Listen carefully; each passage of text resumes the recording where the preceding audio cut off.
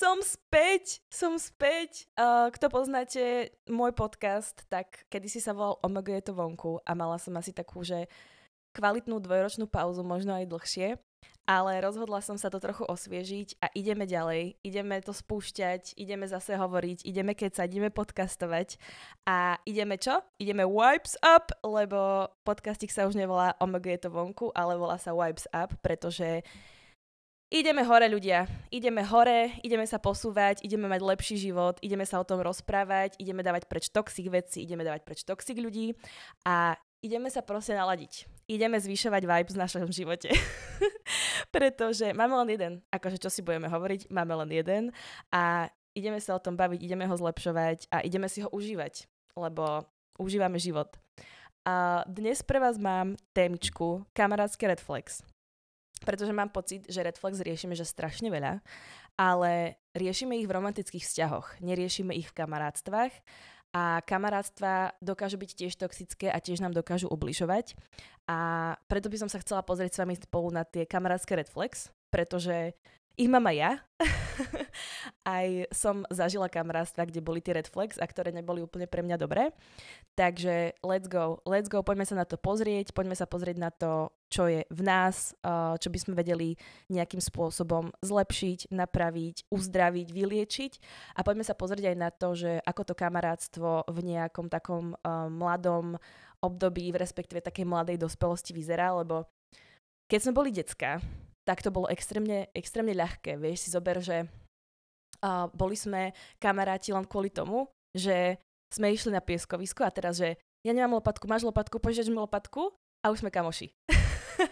Proste takto to fungovalo. Máš lopatku, požičiaš, sme kamoši. Potom to bolo zase opak, hej, že keď mám lopatku a nechcem ti ju dať a ty mi ju zoberieš, tak už nie sme kamoši. Ale to bolo proste také detské krásne a dalo sa to kamarátstvo jednoducho vybudovať. Potom, keď sme zase boli tínedžeri, tak to bolo jednoduché v tom, že sme trávili s našimi spolužiakmi strašne veľa času v triede, na strednej, na základnej. A sedeli sme spolu v lavici a zase tam to bolo o tom, že počúvame rovnakú hudbu, máme rovnakú crush, pozeráme obidvaja High School Musical, pozeráme Camp Rock, milujeme Justina Biebera. Asi ste si už zaradili, že kedy som bola na strednej, že tvárim sa strašne, že chcem byť Gen Z, ale millennial here. Tak tam zase sme trávili strašne spolu veľa času. Čiže to bolo jednoduchšie.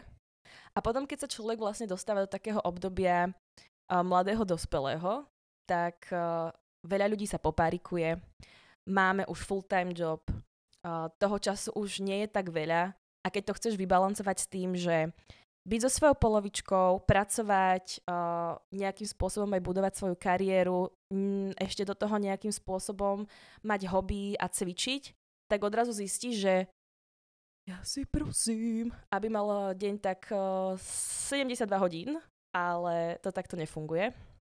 A tam si zase treba určiť prioritu. A teda tým, že máme tých aktivít tak veľmi veľa a už s tými ľuďmi netrávime taký veľký obnos času v jednej miestnosti, ako to bolo napríklad na základnej alebo na strednej, tak sa nám tie kamarátstva potom v tej mladej dospelosti, ale aj v neskoršej dospelosti vytvárajú ťažšie.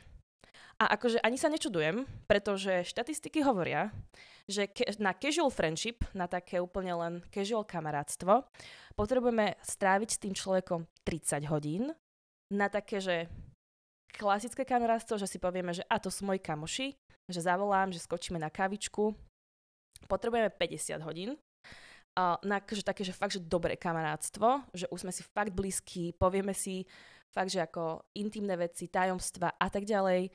Potrebujeme stráviť tým človekom, že 140 hodín a to mi príde už, že to je extrémne veľa. Že keď si zoberieš, že skočíš na kávu alebo na návštevu k nejakému kamošovi, kamoške, tak si zober, že akože záleží od návštevy, ale že si tam tak, že hodinku, dve.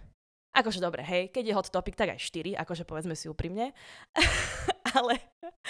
ale že 140 hodín narátať, že to sú fakt mesiace a niekedy podľa mňa aj roky stretávania sa.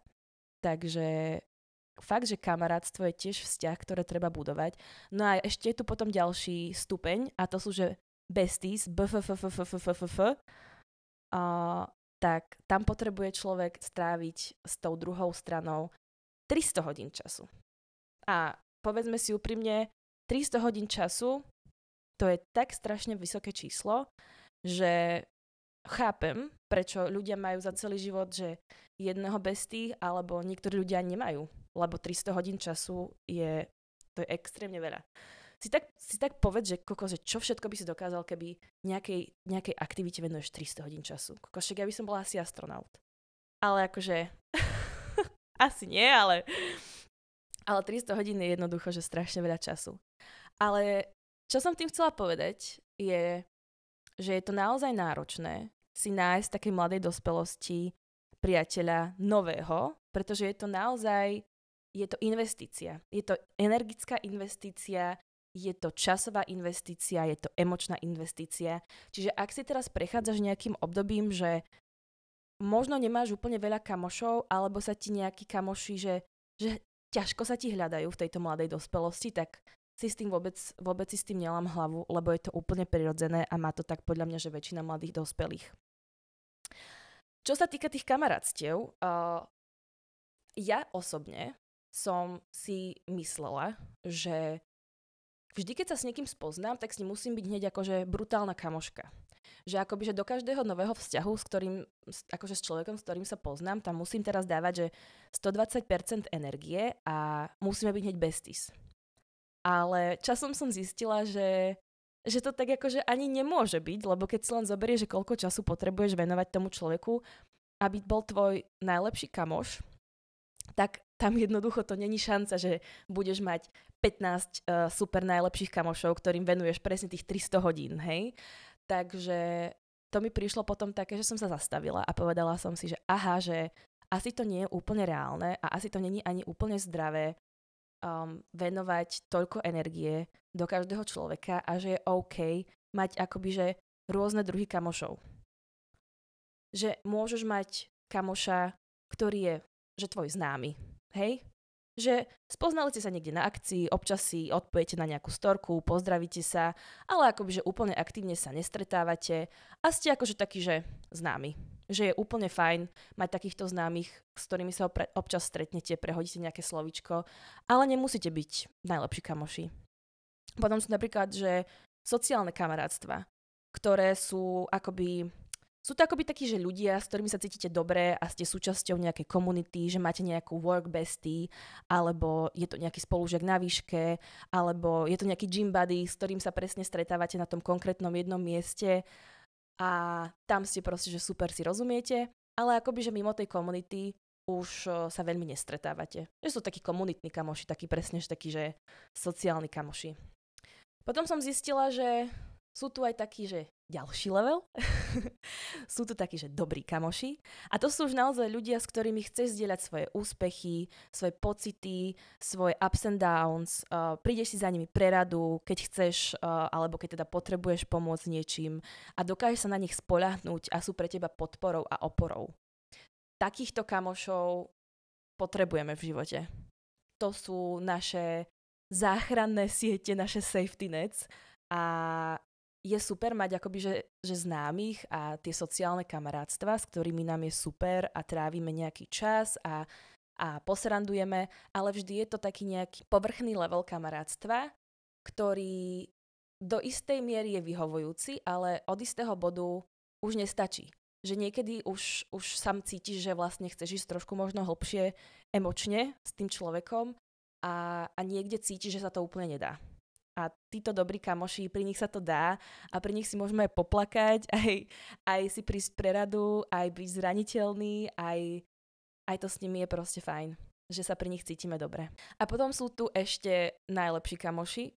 To sú kamoši, ktorí sú doslova, že best of both worlds, ktorí dokážu mať s tebou super čas počas obdobia, kedy si úplne, že máš svoj pík, strašne dobre sa cítiš, máte dobré obdobie, úplne obaja žiarite, máte kopec srandy, dobrého času, zábavy, ale potom tu vedia byť pre teba aj počas toho najťažšieho obdobia v živote a dokážete byť spolu úplne sami sebou, bez akéhokoľvek filtra a je to pre teba totálne bezpečná zóna, bez súdenia. Že proste pred sebou prdíte. A a ukážeš aj svoje škaredé zlé stránky. A ukážeš aj svoje pekné stránky a nebojíš sa byť cringe, nebojíš sa strápniť, nebojíš sa spraviť nejakú vec, ktorá v konečnom dôsledku by ťa mohla ukázať v nejakom zlom svetle alebo by ťa mohla nejako strápniť, lebo s tým človekom je to vždy tak bezpečné miesto, že môžete spievať v bare o 2:00 ráno, len vy dvaja, aj keď sa nikto nepripojí, ale na vás zazerajú, ale vy máte best time of your life. Takže toto sú proste tí najlepší kamoši. A tých najlepších kamošov podľa mňa máme v živote málo, aj vzhľadom na to, že koľko veľa času tomu treba venovať, tomuto vzťahu, aby bol taký akože kvalitný. A to ani nevadí vôbec. Podľa mňa nemusíme mať, že extrémne veľa najlepších kamošov. Niekedy naozaj stačí len ten jeden.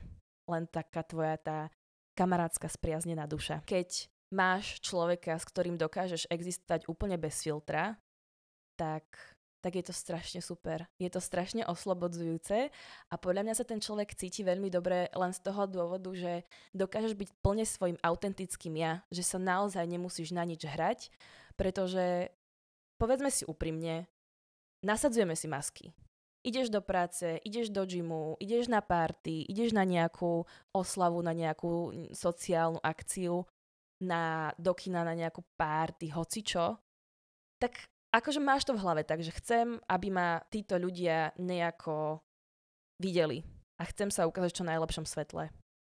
Ale potom, keď máš toho jedného človeka, s ktorým vieš byť úplne, že totálne sám sebou a vieš, že neodsúdi a vieš, že si od tebe myslí len to najlepšie, tak to je úplne, že balzam na dušu. Balzam na dušu.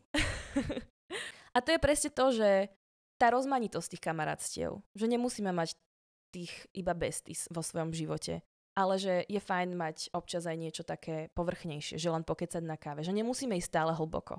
Že môžeme mať aj tých známych, môžeme mať aj tie sociálne kamarátstva, aj tých dobrých kamošov, aj tých najlepších kamošov a že je to fakt o tom hľadaní balansu. Čo sa týka môjho osobného prežívania, tak ja som brala kamarátstva dosť ako samozrejmosť v minulosti, že som to tak brala, že OK, že to prichádza so životom, že sme kamoši. Sme kamoši, je to tu, je to klasika, nikam to neodíde, nejak sa o to starám, ale skôr dávam také akože minimum, že nedávam tomu človeku, že extrémne veľa. A tak som sa občas nad tým zamyslela, že videla som tie také, že super kamarátstva v telke a niekde na sociálnych sieťach, ale počula som aj príbehy, že nejakí moji známi mali také pekné kamarátstva a hovorila som si, že ja mám vlastne pekné kamarátstva, ale nie sú to také naozaj, že také výživné, také chutné, také bohaté, také naozaj, že to najlepšie kamarátstvo. A časom som si uvedomila, že to, čo dávaš, to aj dostaneš. A že keď ja teda ten vzťah nejakým spôsobom nevyživujem, keď ho nepodporujem, keď mu nedávam fakt, že napapať, keď mu nedávam ten priestor na rast a nepodporujem ten rast, tak ten rast ani nepríde. Že nemôžeš dať základ minimum a čakať, že ti príde, ja neviem, flotila lásky. Lebo to tak nefunguje a ak by to tak fungovalo, tak by to asi aj nebolo zdravé. A po tomto uvedomení som si tak povedala, že skúsim dať trošku viac. Že dávala som doteraz také, že základné minimum, ale že dáme viac a uvidíme, že čo to s tým vzťahom spraví. A niektoré tie kamarátstva, niektoré vzťahy sú také, že aj keď dáš viac, tá druhá strana ti toho viac úplne nevie dať a zostáva pri tom minime. A to je na tebe sa rozhodnúť, že či v tom vzťahu chceš pretrvávať, alebo si povieš, že dobre, že možno tento vzťah bol kedysi dobré kamarátstvo, ale už pomaličky sa presunie do nejakého sociálneho kamarátstva alebo do nejakej známosti. To sa jednoducho životom tak deje, že ľudia sa zbližujú, ale zároveň odsudzujú. Netreba si z toho robiť hlavu, je to jednoducho život. Mne sa stalo ale to, že keď som do tých svojich kamarátstiev dala viac, tak sa mi viac aj vrátilo. Napríklad s jednou kamarátkou sme sa poznali od výšky a my sme spolu na výške aj bývali. A myslím si, že sme mali vždy trošku sa zakokceme. A myslím si, že sme mali stále dobré kamarátstvo, ale mala som pocit, ako by medzi nami bola stále nejaká bariéra. Stále nejaký múrik, cez ktorý sme nešli a jedného dňa sme sa začali tak stretávať viac a začali sme sa kontaktovať viac a hovorili sme si aj také naše nejaké hĺbšie myšlienky, nejaké pocity, nejaké naše prežívania. A mám pocit, že konkrétne si pamätám na jeden večer, kedy sme boli po rozhovore ZKH na ešte jeden drinčík, to bolo tuším v lete, a tak sme sa jedna druhej otvorili, že máme každá aj svoje šity a sme si tak povedali, že wow, že ja som si myslela, že teba nič neserie a wow, ja som si myslela, že teba nič neserie. A vlastne sme zistili, že každá má nejaký svoj balíček problémov, ktorý si pekne akože nesie so sebou celý život. A bol to pre mňa taký zlomový moment, kedy sme sa jedna druhej otvorili a zblížili a odvtedy sme sa vlastne len zbližovali ďalej a ďalej a ďalej a zistila som, že aké to vie byť pekné, keď do toho kamarátstva dáš viac, že sa ti reálne vie viac aj vrátiť. Netreba sa na to pozerať len tak, že keď mi niekto nedáva dosť, alebo keď sa mi nepáči to kamarátstvo, aké je, že je to vlastne len problém ten jednej strany, že možno si trošku nabíne aj ty. A to bol aj môj prípad. Ďalšiu vec, ktorú som začala praktizovať, okrem toho, že som dávala viac do toho kamarátstva, bolo to, že som sa aj otvorila novým kamarátstvám. Že dlho som bola v takom nastavení, že ja mám toho strašne veľa, nestíham sama svoj život a mám 2 kamošky, na ktoré už sama si neviem nájsť dostatok času a že preboha, ja by som mala mať ešte nových kamošov, tak na toto vôbec nemám čas. Ale ono sa ten čas nájde. Ono sa ten čas vždy nájde a fakt je zlaté pravidlo, že keď sa chce, tak sa dá. A presne tým, že nie každý musí byť tvoj BFF, tak si tých kamošov môžeš nájsť na nejakých aktivitách, ktoré robíš.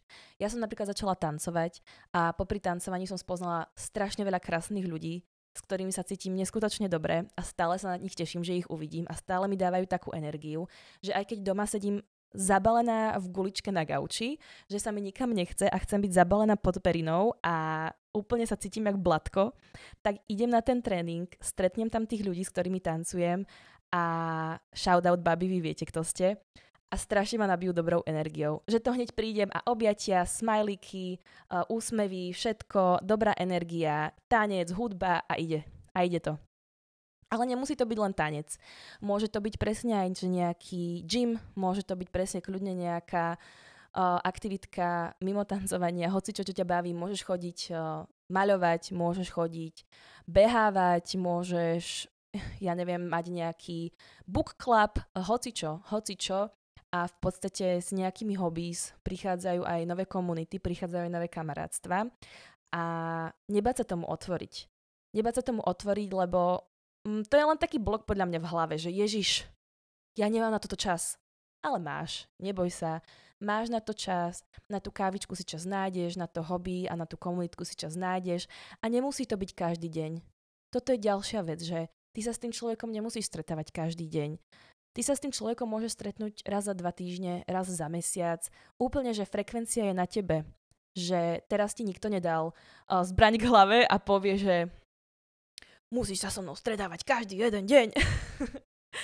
Čiže to bola tiež taká pekná vec, ktorá mi otvorila dvere k ďalším ľuďom pekným a k ďalším známostiam a dobrým kamošom, že sa tomu otvoriť. Že nebyť len akoby taký zatvorený vo svojom svete, že nemám na to čas a mám len týchto 2 kamošov a nikoho iného si k sebe nepustím.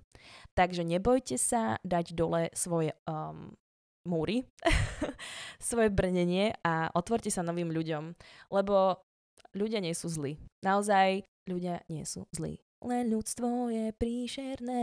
Dobre, toto by sme mali na nejaký iný podcastik o tom, že spievame falošne.com a Comedy Gold. Jaj áno. A ešte mi teraz napadlo, že samozrejme, ale že vy sa nemusíte stretávať proste s veľa ľuďmi. Ja tu teraz hovorím, že otvorte sa novým kamarátstvám, ale ak to necítite, že sa nechcete stretávať s novými ľuďmi a ten váš úzky okruh kamošov vám vyhovuje, keep it. Nechajte si to, udržujte si to, vyživujte to, majte s nimi super čas.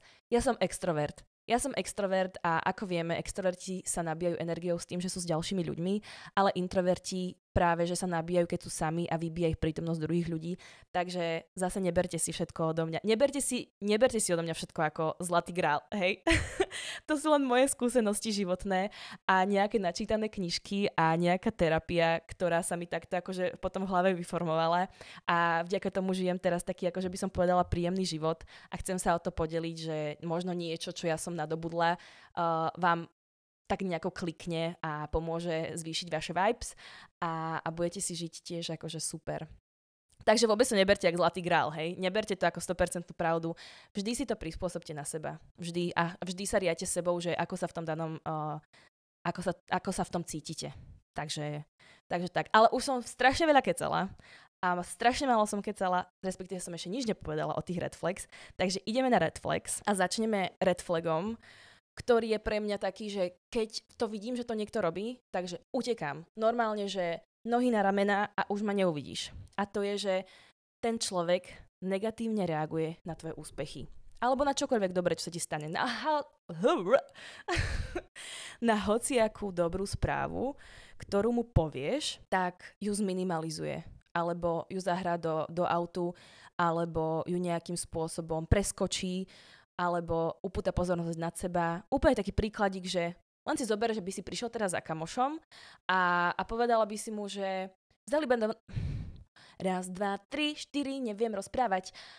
Vzali ma do novej práce a on by ti povedal, že tam by vzali každého. Facka! Ja by som toto fakt nezniesla. A osobne nemám skúsenosť s veľa ľuďmi, ktorí by toto robili, ale už som to párkrát zažila a je to extrémne nepríjemné. Red flag číslo 2. Ozvú sa vždy v momente, keď niečo potrebujú.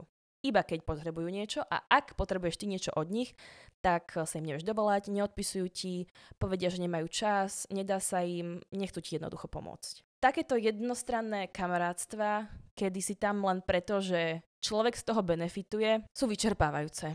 Sú hrozne vyčerpávajúce a človek sa v tom necíti dobre. Je to veľmi jednostranné. Ja by som dostala normálne povedala, že je to využívanie. Bye! Red flag číslo 3. A tento je pre mňa, že úplne najväčší. Nevieš pri nich byť úplne sám sebou. Za posledné obdobie som si povedala, že chcem byť úplne sama sebou, bez akýchkoľvek obmedzení, bez akýchkoľvek zlých myšlienok, sebadeštrukcie, obmedzenia akéhokoľvek typu. Mám len jeden život a chcem ho prežiť tak, ako ho chcem prežiť a chcem byť v ňom sama sebou, nechcem sa na nič hrať, nechcem naplňať nikoho iného očakávania. A keď som pri niekom v takom krči, že neviem, či toto môžem povedať, alebo neviem, či si tu môžem začať tancovať, ja inak tancujem všade, alebo či sa môžem tuto pohnúť inak, alebo podskočiť, alebo robiť šašky na verejnosti. Nechcem to, lebo v kamarátstve nechceš také, že side eye, nechceš proste takú zlomyselnosť vidieť od toho kamoša, že fakt chceš toho kamoša pri sebe, ktorý keď začneš tancovať, ja neviem, ty kokos pred Starbucksom v Auparku, tak sa prída k tebe a začnete tancovať spolu. A je vám jedno, koľko ľudí na vás pozerá, lebo ste to vy dvaja. A red flag číslo 4. Spája vás spoločný nepriateľ a ohováranie. Tuto k tomu len toľko. Ohováranie je aktivita s najnižšou energiou, aká existuje podľa mňa. Sama som vinná, že som ohovárala, ale vždy, keď sa niečomu takémuto akože dostane, tak sa cítim zle. Že to je strašne negatívna energia, to ohováranie. A keď aj niečo poviem zle na niekoho adresu, ktorý si to v konečnom dôsledku vôbec nezaslúži, lebo who am I to judge, tak sa hneď tak spätne zreflektujem, že kokos, zdrž sa. Že stačí, že fakt, že neohováraj. A naozaj si to držím, že toto je niečo, do čoho vôbec nechcem a častokrát, keď sa to potom aj deje niekde v skupine, tak ja odchádzam alebo som ticho, lebo naozaj nechcem prispievať do tejto negatívnej energie. A teraz si zober, že táto energia ťa s tvojim kamošom zblížila a že teda máte stále v podstate taký bonding nad ohováraním a len ti ukazuje, že aký je a že čo robí a pravdepodobne, keď odíde za nejakou inou partiou alebo za nejakým iným kamošom, tak ohovára aj teba. Pretože ľudia nám stále ukazujú, že akí sú a keď všetko, čo robia, je ohováranie, tak pravdepodobne ohovárajú aj teba za chrbtom. Red flag číslo 5. Zosmiešňujú ťa. Je iné robiť si takú, že srandičku zo seba, že ste kamoši, poznáte sa, máte k sebe blízko a tak do seba rýpkate. Ale ja hovorím fakt o takom zosmiešňovaní, že ponížim ťa na úkor tvojho nejakého, alebo teda takto, že ponížim ťa, aby som ja vyzeral dobre. O takomto zosmiešňovaní hovorím, že idete s novou partiou, predstavíte tam, ale že celý čas si z teba robí srandu, len aby ten človek vyzeral lepšie ako ty. A povedzme si úprimne, že aký je toto vzťah?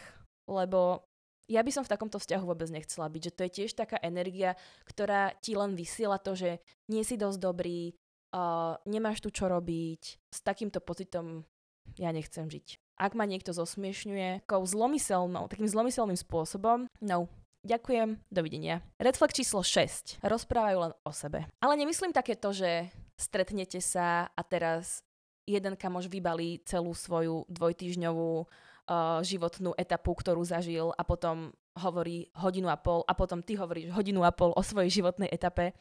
Ale skôr hovorím o takom, že ťa nepustí k slovu a hovorí celý čas o sebe. A ty niečo povieš, respektíve dokonca musíš skočiť do reči, aby si mohol niečo povedať o sebe a venujete tomu 3 sekundy a potom to znova otočí na seba. Že naozaj, že každú konverzáciu dokáže otočiť na seba a na niečo, čo sa stalo im a čo oni prežívajú. A to je strašne vyčerpávajúce, lebo ty sa, aspoň teda ja, sa v takejto konverzácii cítim strašne nevidená a nepočutá a mám pocit, že som tam len taký mikrofón. Taký mikrofón, do ktorého sa len nahráva to, čo ten človek potrebuje povedať a on sa len vyrozpráva a naša session kamarátska sa skončila a ideme domov. Ja som si odrobil svoje, ty si ma vypočul a tam to končí. To je taký pocit prázdna. Aspoň teda ja som to zažila viackrát, že sa necítim vôbec po takých stretnutiach dobre. Ale musím povedať, že takýchto kamarátstiev momentálne v živote mám minimum, respektíve asi ani nemám žiadne. A presne tie opačné situácie, keď ste obaja tak naladení, že jeden niečo povie, druhý niečo povie, vypočujete sa, ale potom k tomu aj niečo pridáte, dáte jeden druhému priestor, tak to je potom strašne dobrá energia. To potom fakt odchádzam z toho stretnutia nabitá energiou a mám z toho akože veľmi dobrý pocit a chcem sa s tým človekom znova vidieť. Chcem sa s tým znova stretnúť a úplne je to cítiť, že keď odídeš od niekoho, kto z teba energiu vysal, že len dojdeš normálne domov unavený a keby si bol zbitý koňom a počkaj, to sa nehovorí tak, to sa hovorí, že zbitý ako kôň, nie? No proste odchádzaš normálne, že jak po šichte, hej? A potom sú tu ľudia, ktorí ťa normálne že nabijú energiou, že aj keď vychádzaš z domu unavený a PMS-ko a svet, vesmír, Venuša je proste zlé, chápeme sa a stretneš sa s tým človekom, tak ten človek je jednoducho taká energická guľa zlatá, že ťa nabije a potom odchádzate domov úplne jak dve svetielka obidvaja. Takéto kamarátstva si treba držať, takéto kamarátstva si podľa mňa treba vážiť. Red flag číslo 7. Ich problémy sú stále väčšie ako tvoje. Ja chápem, že každý v živote máme svoj balíček problémov, ktorý si nesieme a ktorý si riešime a že sme samostatné jednotky a nemali by sme očakávať a respektíve tí druhí tu nie sú od toho, aby nás zachraňovali, že je to náš život. Ale my sme ako ľudia sociálne a spoločenské tvory, asi tak by som to nazvala, a potrebujeme tú sociálnu interakciu.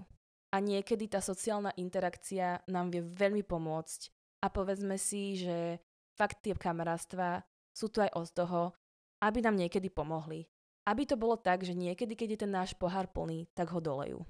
Že akoby, že tá druhá strana ti nikdy, nie že nikdy je silné slovo, ale že ak vidíš tom ten vzorec, že veľakrát si ty tam pre tú druhú osobu a pomáhaš jej vysekať sa zo svojich problémov, ale ak máš ty problém, tak tá osoba tam nie je pre teba, pretože ona má vždy väčší problém, tak je to pre mňa red flag. Je to pre mňa red flag a znova sa vraciame k tomu, že je to také jednostranné kamarátstvo. Red flag číslo 8. Neustále robia drobné veci, ktoré ti ubližujú. Toto je taká zákerná vec, pretože ten človek nie je na prvú zlý. Ten človek nie je na prvú taký akoby, že nepríjemný, alebo niekedy si možno aj povieš, že kokos, však čo mi vadí. Ale to sú akoby, že také malé drobnosti, ktoré sa nabaľujú a v konečnom dôsledku sú to také jak pichance, že je ti s ním dobre, ale potom niečo povie a on to tak pichne. To sú také komentáre, drobnosti, ktoré sa zbierajú. Necítiš sa potom dobre. Hej? Že úplne blbosť to vie byť, že prídeš nadšený, že wow, našla som super album, že parádna songa a on ti povie, že to je hrozná pesnička. Alebo že zaparkuješ a potešíš sa, že kokos, jak som paralelne zaparkovala.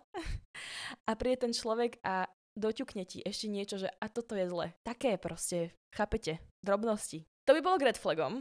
A poslednú vecičku tu ešte mám takú, že ono to není úplne red flag, ale to som sa naučila taký termín, ambivalentní ľudia. A to som tiež kúkala k puk, že komplikované slovo, čo to znamená, vysvetli mi to prosím pani terapeutka. Lebo ja som tak jedného dňa prišla na terapiu a hovorím, že ja mám taký problém. Poznám osobu, mám kamošku, s ktorou sa cítim veľmi tak neisto, že mám veľmi zmiešané pocity, mám veľmi zmiešané pocity a niekedy ideme na kávu alebo niekam na nejakú akciu alebo nejakú aktivitu. Jednoducho ideme spolu niekam a teším sa a cítim sa dobre a je to super a dojdem domov nabitá energiou a chcem toho človeka vidieť znova. A potom sa stretneme a prídem domov úplne tak zvláštne nabitá, skôr tak vyčerpaná. A že bolo to zvláštne a hovorím si, že povedala som niečo zlé, prepadnú ma možno také moje neistoty, hovorím si, že bolo to zvláštne, neviem, úplne sa dobre z toho necítim a máš stále takéto zmiešané pocity a nikdy nevieš, ako to vypáli. Že jeden deň ideš von a je to úplne mega super a potom ideš von znova a nie je to vôbec super. A ono sa to môže striedať, ale môže to byť, že máte 2 super akcie, potom 1 zlú, potom 3 zlé akcie, potom 1 dobrú. A celé je to také zvláštne, pretože títo ambivalentní ľudia, je to stále také zmiešané a niekedy je ten človek úplne taký podporujúci, veľmi, veľmi otvorený a veľmi taký srdečný a niekedy zase strašne kritický. Že sú to také fakt akože také opozitá. A niekedy je s nimi brutálna sranda a niekedy sú úplne takí, že ťahajú ťa dole alebo ťahajú tvoju energiu dole. A niekedy sú tam pre teba a niekedy tam pre teba nie sú. Niekedy ich naozaj máš veľmi rád a niekedy si hovoríš, že prečo sa s týmto človekom stretávam. S týmito vzťahmi je to náročné, pretože tam nie je úplne nejaký red flag, alebo to nie sú ani úplne, že zlí ľudia. Oni to vôbec nie sú zlí ľudia. A hlavne, keď je tam nejaký jasný red flag, tak si povieš, že áno, toto je red flag, túto sa necítim dobre, ale pri týchto zmiešaných pocitoch, že aj sa cítiš dobre, aj sa cítiš zle, je to veľmi, veľmi ťažké identifikovať. A v tomto ja si už len hovorím, že ak je to neviem, tak je to nie.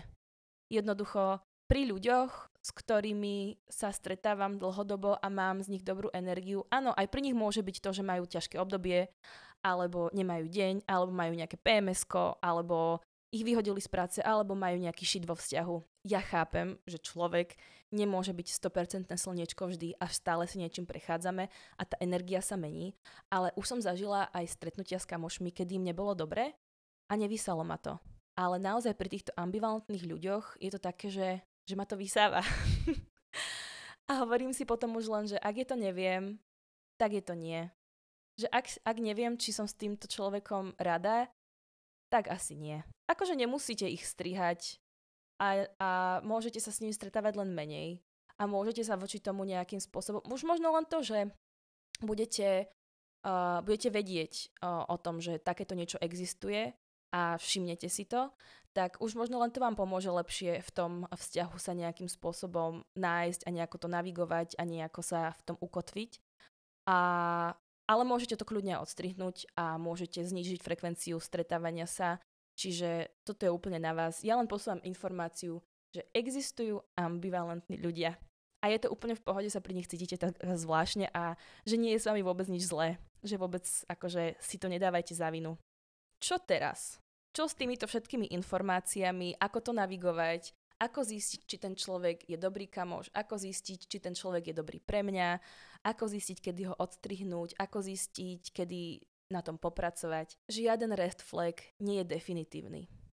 Všetci máme red flagy. A ja mám red flagy. A ja som spravila kopec chýb v priateľstve. A ja som veľakrát nebola dobrým kamarátom. A podľa mňa sú aj doteraz vonku ľudia, ktorí si povedia, že som sa zachovala nefér voči ním, alebo zle, alebo... A je to tak, a ja si to priznávam, spravila som veľa chýb, správala som sa aj tak, ako by som sa nechcela už ďalej správať, ale jednoducho aj o tom to je, že sme ľudia a robíme chyby a nebudem sa za to trestať a nebudem sa za to ubíjať a poviem si, že lepšie som nevedela, ale akoby pracujem na tom, som o svojich red flags informovaná a viem, ktoré to sú a pracujem na nich a snažím sa nerobiť tej istej chyby dookola. A tiež je to tak, že keď zbadáš nejaký red flag u svojho kamoša, tak mu to hlavne povedz, že to nemusí byť, akože môže to byť zakorenené niekde tak, že on to proste neodstráni, ale veľakrát to je o komunikácii, že povieš niečo, že ahoj, že keď sme vonku a sme v novej partii a robíš si zo mňa veľa srandy, cítim sa fakt, že zle. A nehovoriť len, že ty si taký a ty si taký a ty si hen taký, ale že naozaj popísať tú situáciu, že sme v partii, robíš si zo mňa veľa srandu, necítim sa dobre, cítim sa potom tak, ako by si ma nemal rád, ako by som tam nepatril, naozaj akože nerobí mi to vôbec dobre. Čiže možno takýmto spôsobom a len sledovať, že či to ten človek odstráni, možno sú to fakt veci, ktoré si ani neuvedomoval, že kokos, fakt ja to robím, ja som si to ani nemyslel, prepáč, že nechcel som, fakt, že nechcel a prestane to robiť. Že veľakrát to len treba povedať nahlas, aby si to ten človek zvedomil a prestal to robiť. Ale potom akože existuje aj druhá cesta, že to neprestanú robiť, že v tom budú pokračovať. Tam už je ale akoby, že je loptička na tvojej strane, že nemôže sa stále len dávať do roli obete, že a on je taký, on mi robí zle a toto a tamto, že je čas sa za seba aj postaviť a povedať si, že ak som mu povedala svoje potreby a on to aj napriek tomu a svoje hranice a on to aj napriek tomu porušuje a zraňuje ma, je toto človek, s ktorým chcem tráviť čas a cvakať. Alebo teda znížiť frekvenciu stretávania sa. Mne napríklad, že veľmi pomáha, keď sledujem svoje telo, že ako sa pri tom človeku cítim. Spýtam sa samej seba. Som z tejto osoby nervózna? Môžem byť úplne sama sebou? Alebo som skôr taká, že musím prepočítavať, čo môžem spraviť, že je to také ako chodenie po škrupinkách. Mám pocit, že som po čase strávenom s týmto človekom vyčerpaná alebo skôr nabitá. Cítim sa kvôli ním zle. Nejakým spôsobom ma ovplyvňuje táto osoba. Je to negatívne alebo je to pozitívne. Rešpektuje moje hranice. Je to lojálny človek alebo je to človek, ktorý ma zrádza opakovane a ohovára. A veľa ešte počúvam teda fakt, že také až fyzické prejavy. Keď prídem po stretnutí s kamošom, s ktorým je že mega dobre, tak prídem úplne že natešená a vyzúvam si topánky a pred zrkadlom tancujem. A spievam si a som nabitá energiou a bavilo ma to stretnutie a žijem z toho ešte ďalšie 2 dni. A keď som s človekom, s ktorým to úplne nefunguje, tak prídem domov, vyzujem sa a padnem do gauča. Že aj to telo má také, že vyslovene, že únavu, alebo niekedy aj až takú, že krč a úzkosť. Veľa, keď počúvame to svoje telo a jeho fyzické prejavy, tak nám to, že veľmi veľa povie. A touto krásnou múdrosťou by som ukončila prvý diel podcastu Vibes Up. Dúfam, že sa vám páčil. Aj tebe, aj tebe, aj tebe, aj tebe.